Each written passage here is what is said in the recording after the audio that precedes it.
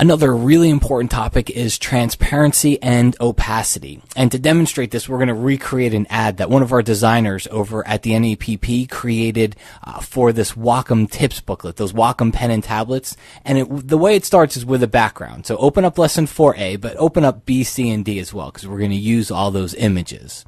Okay? And the first one we come across is lesson 4B.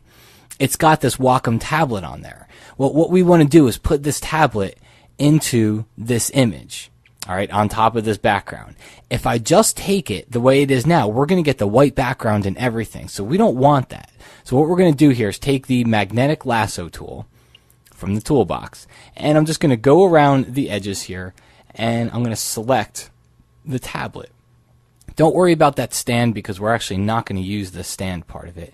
And just bring this right along the edge, and it's going to do a pretty good job for you because that's a fairly harsh edge around there. All right. And all I'm doing is just bringing it around the edge. Every once in a while I click to drop an anchor point.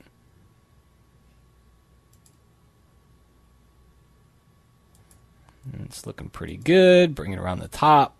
And we're almost done. Okay.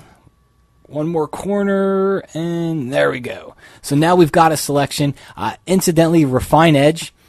Give this one a click here. Just click on that dialog box, and it opens up a whole dialog where if you change, you can change the background here. We can go with white or we can go with black. And I can see how I did on my selection. I might just take contract and just bring that contract percentage down a little bit. It's going to just kind of bring my selection edge in a little bit. And then if I come down here under smooth, I can kind of smooth those edges just in case I get any of those jaggies, and then hit OK. So we'll get a better selection edge. Now the next thing I want to do is I want to move this object into the other document. So I'm just going to copy it, all right, Command or Control C, bring it over into this other document, lesson 4A, and I'm going to paste. And you see what it did? Because we only selected the Wacom tablet, it didn't take any of the white. All right, and it put it onto its own layer in the new document. And I'm just going to move it down a little bit, right down toward the bottom.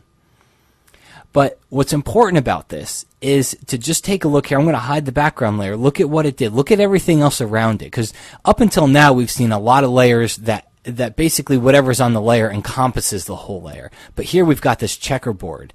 This is Photoshop's way to show you transparency because it can't show you white, because white's actually a color that you might want to use. So it shows you this checkerboard to mean that wherever you see this checkerboard means that on this layer it's transparent and you're going to see through to whatever's on the layer below. It's almost like those transparencies that, at least when I was in college, they used to use in that overhead projector, and the professor would layer transparencies on top of each other. All right, same kind of concept here. So we've got the background layer, and then we've got the tablet on it. Layer stacking order still comes into play, so we still see the tablet over the background, but anywhere that was transparent on that tablet layer, we're going to see through to the background layer, which is that green background. Okay, so let's bring a couple other images in here. Lesson 4C, you can see here I've already gone through the trouble of taking out this off of the background for you, so you can just select it. Just go to Select All, copy, and then bring it into this document, paste it in, move it up into the top middle area here, and then we'll do the same thing with 4D, copy, bring it in here, paste it in, and move it down, right down here toward the bottom. This is a perfect example of where that whole transparency stacking thing comes into play, because the stacking order still takes precedence. The stacking order still comes first. You can see the flowers are still above the text.